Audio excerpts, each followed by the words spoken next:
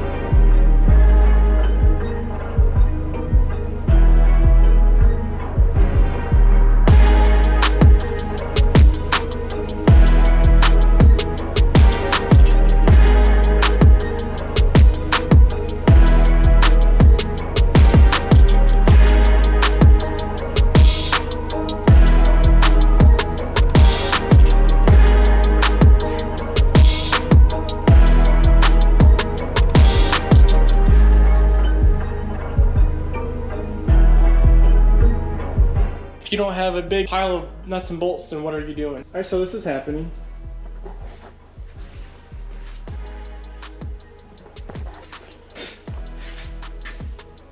So that'll be in an upcoming video, but that was a little sneak peek. That's all I'm saying. All right, so got the crankcase and crankshaft and everything put back in here. So we'll seal the oil pan back up, and then I already got cylinders and pistons in right there. So we'll put the head on after that.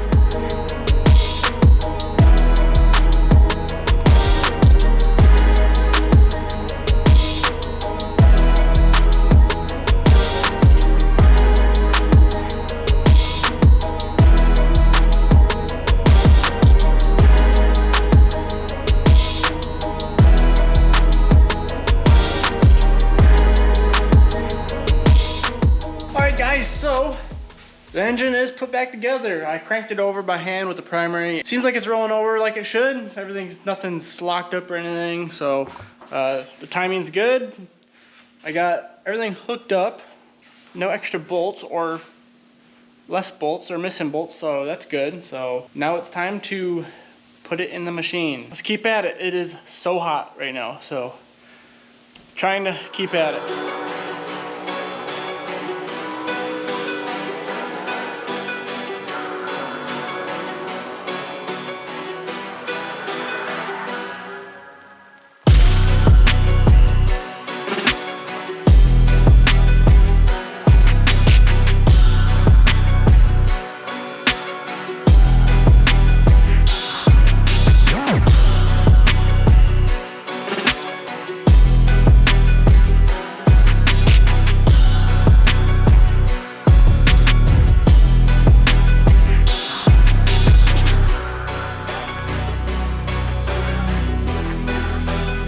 so I think I got everything plugged in. I already cranked it over and got the oil lubed up into it. Sounds normal to me, so I got everything hooked up. We're gonna try to start this thing and do some heat cycles on it. So hopefully everything's good. Hopefully I don't have to change anything. Wow, it was so nice for Polaris to add this workbench on your RZR. So when you gotta do engine work, you can just throw all your tools right there. Thanks, Polaris.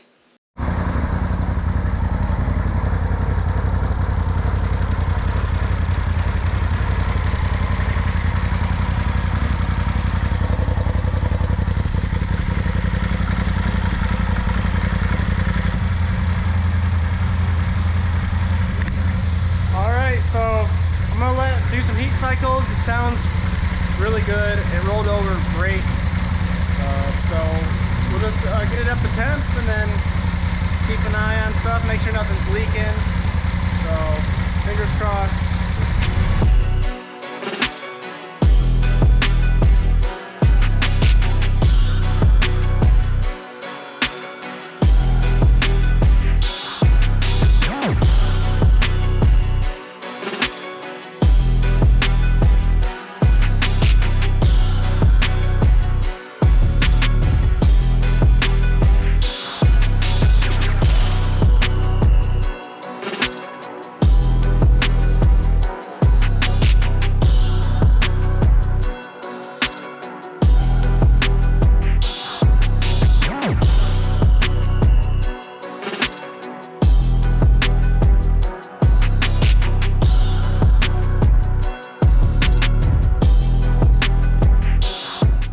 Alright guys, so the RZR is pretty much done. I just took it on a test ride. I'm going to let it cool off. I got to add some more things to it.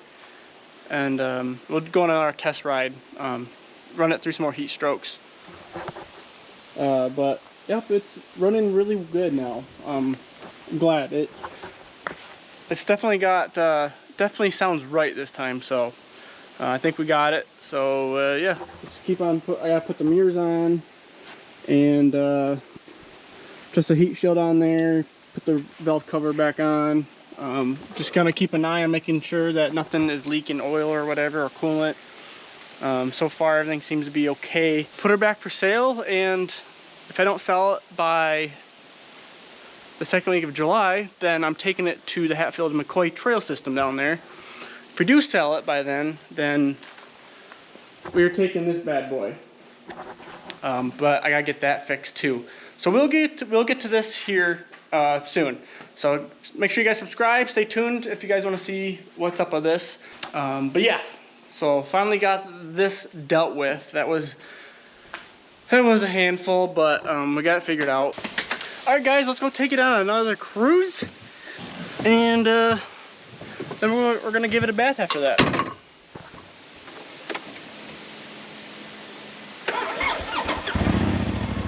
Yeah, so much better. So much better. You can definitely smell the new oil on this thing. I put Klotz oil in it this time. Really good oil. I highly recommend Klotz. Not sponsored.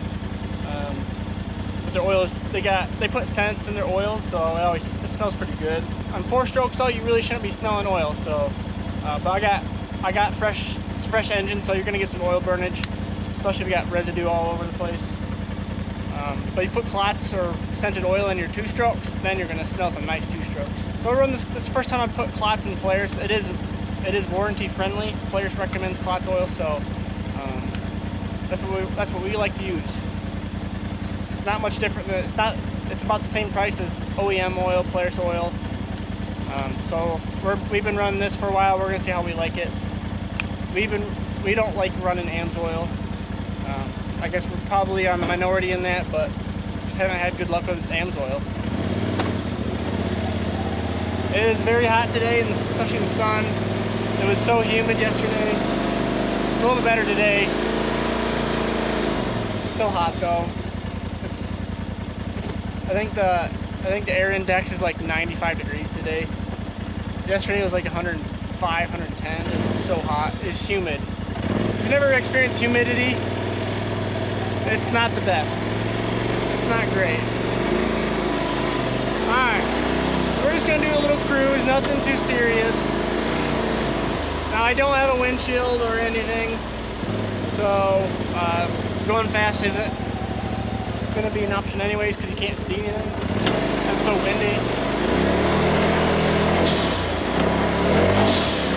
Even the blow-off valve is acting different.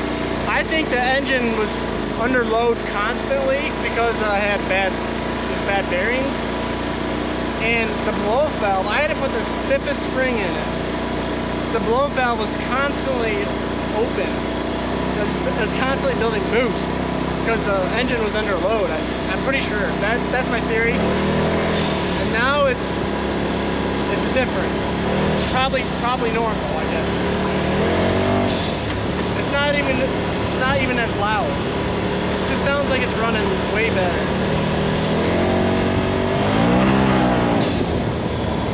I gotta figure out my air pressure. I'm so squirrely right now. I gotta adjust my front right shock too.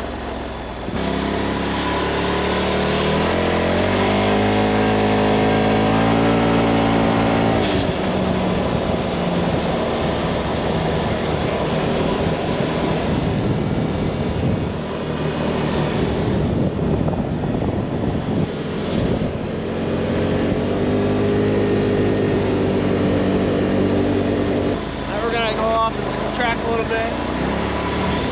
So some things that I've learned from working on this.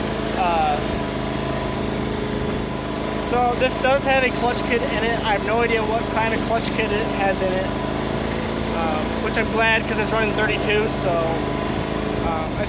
it's just properly clutched for the tires, which I'm glad. It doesn't even feel like I have 32s on, so that's good. If you guys run oversized tires, you should always clutch your machine to run it. Otherwise, that's how you're gonna wear your clutching out faster, blow belts, stuff like that. I'm pretty sure, I have no idea what kind though. Pretty sure it has some sort of tune in it. These are supposed to run, Polaris likes to run these like 190 to 110 temperature Fahrenheit. And this runs at 180 degrees. The fan kicks on around 175.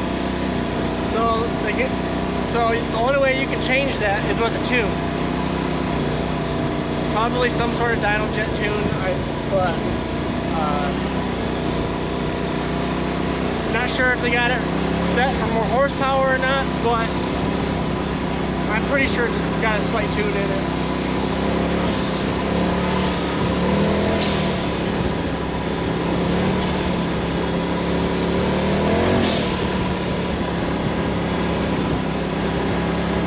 Sounds like it's running real good.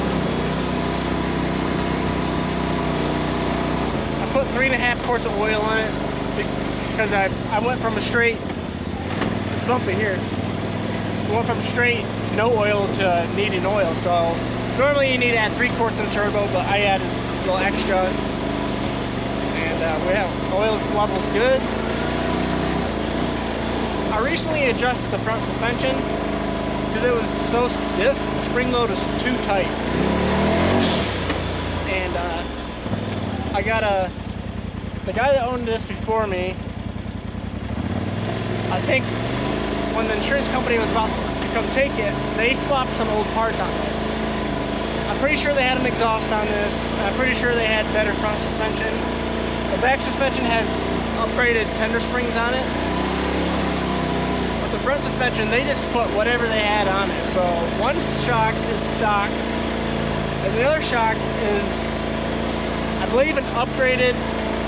The other shock, I believe, is off of a Pro XP with an upgraded tender spring on it. The spring load is just different from the other, so I gotta play with it to make it work. Otherwise, I just gotta buy a new spring kit for the fronts, but I'm not keeping this, so I'm not doing that.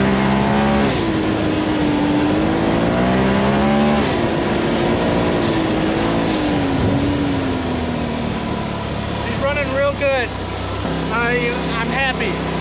So now I'm gonna go check everything over, give it a wash, and then just ride it or sell it, or both. So yeah, we'll get in the shade here a little bit. So this is the end of the video, guys. Thank you guys so much. You guys are killing it lately. I really appreciate all the support so far. I couldn't be doing this, guys, without you. So we have another project on board. So stay tuned. I plan on keeping this one for a while. We'll see. I guess a little sneak peek of that dirt bike. It needs engine work, and I got a heck of a deal on it. I'm gonna explain this in the next video, so stay tuned, and we're gonna go through it. So it'll be a fun time. I got the Chevrolet going off camera. In this last video where I kind of broke the diff somewhat, so I fixed it though, and I got the gas tank pretty good, I think. So I got to do some more testing on it. We're gonna take it to this gravel pit at some point and test it there. Make sure that everything's durable enough. I'll have to probably put the other tires back on it. The mud tires are not good in sand, so we'll put the other tires on and go there and just keep having a fun time. So that's kind of the update. Second week of July, I think July 9th or 10th, I'm not sure what day yet, but we're leaving to hit this Hatfield McCoy trails in West Virginia. So that's gonna be a great time. Me, Brock, my parents, some family members are out going. So we're mainly gonna be riding side-by-sides. We'll see what I take. I'm either taking this or the dirt bike, or both. If this sells by then I'm taking the dirt bike. So it'll be a fun time. We'll be down there for a week, and we'll be doing some other trails. We're gonna hit St. Helen at some point this summer, and Frederick and Curryville. So we're gonna start doing a lot of riding. Just me, Brock. We've been broken down for the last month, it seems like. So we're both up and running again. Brock fixed his. So when Brock raced his RZR 2 weeks ago or so, he ended up losing his race because he blew his belt, and his primary was on the verge of exploding. We found 2 cracks in it. So Brock got a new clutch in it, and he's back up and running. So yeah, well, I got a lot more content coming, and thank you guys so much, and I'll see you guys in the next video.